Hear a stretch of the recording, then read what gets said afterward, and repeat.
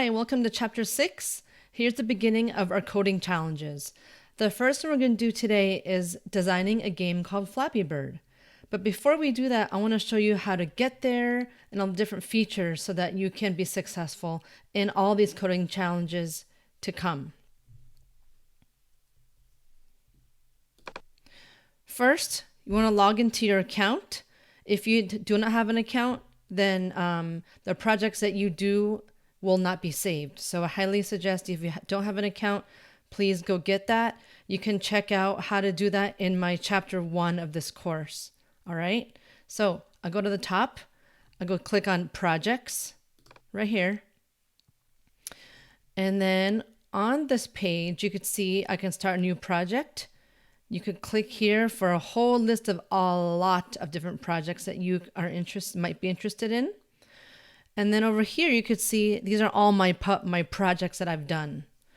I have not used this before, but there's also public projects. These are projects that other students have created and posted on code.org for other students to play and to remix. I'll show you that later. Okay. Remix means to just take a copy and make it your own. So there's a great place for ideas and to get some guidance to see what other people make. So it's pretty fun community. All right. So if I go to my projects, you see all my projects I've done over here. All right.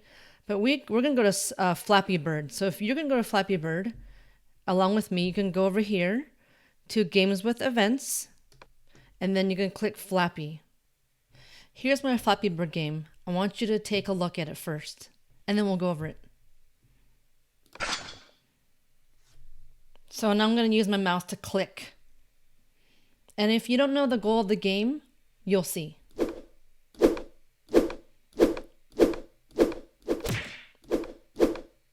Ooh, I scored.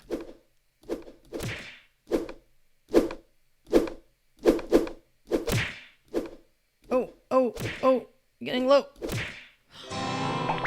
Ooh. Okay. A lot of things happening there. Okay.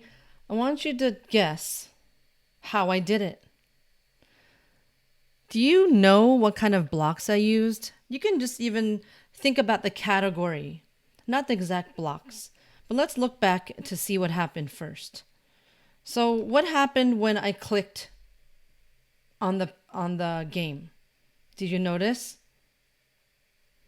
Let's see. So I clicked, right when I clicked run, do you see what happened here? My scene is moving, right? Now I'm going to click it. And then, do you see my seaweed? What happened when I passed the seaweed? I scored, didn't I? I scored a point.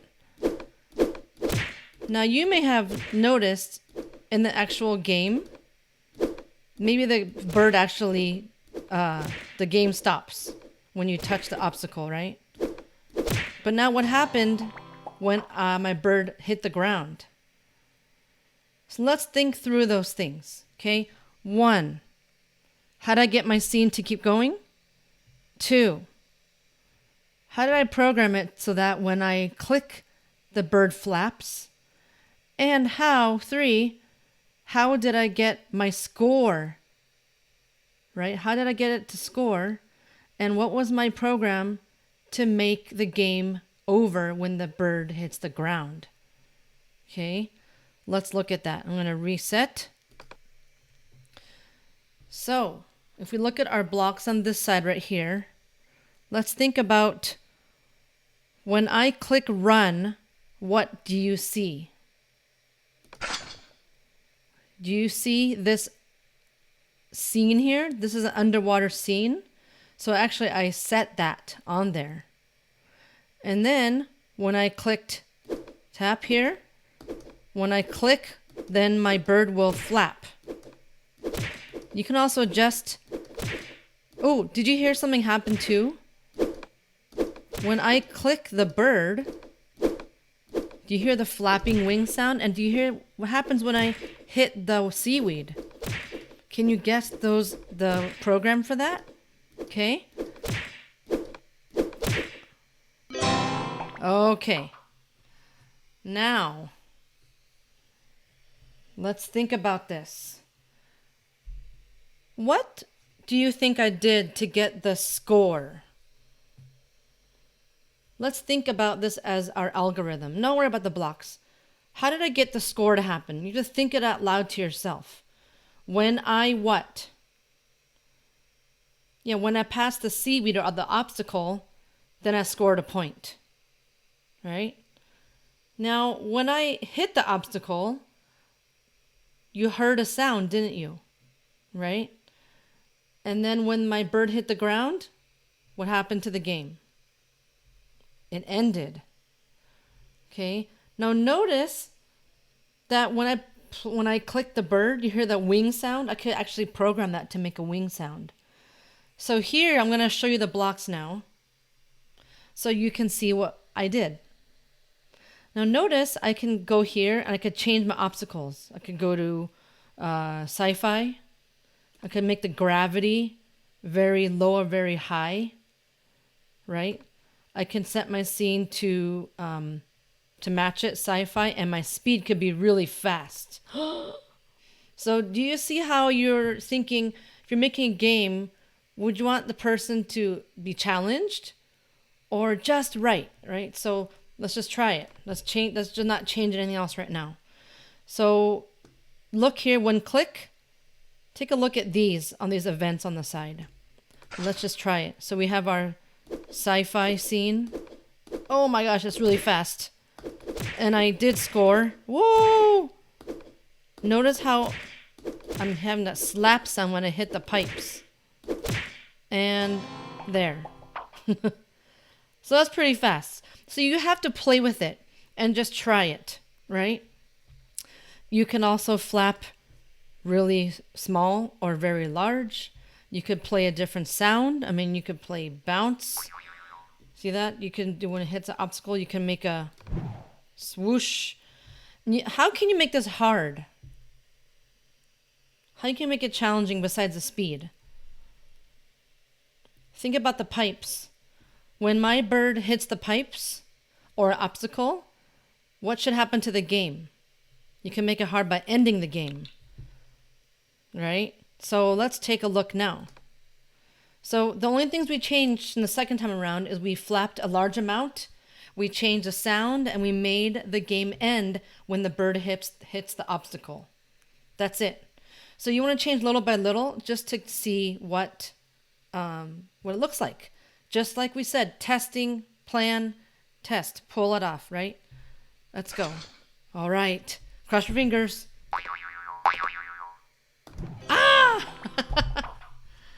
Now, this is a game that I have a hard time with, and I can't do it yet. But I can do it pretty well with my first iteration, right? The one I showed you first. So that's Flappy Bird, all right? And you notice I have named it. So you click rename, and you can name your own game. I highly suggest you name your games so that when you refer back to the games, you can actually see which one you've made. So you can make this even Flappy Bird Sci-Fi. Maybe another one you want to make it Flappy Bird Underwater, just so you remember what it is. And click Save.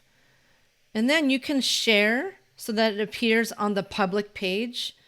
And then let me show you here about remixing, which I mentioned earlier.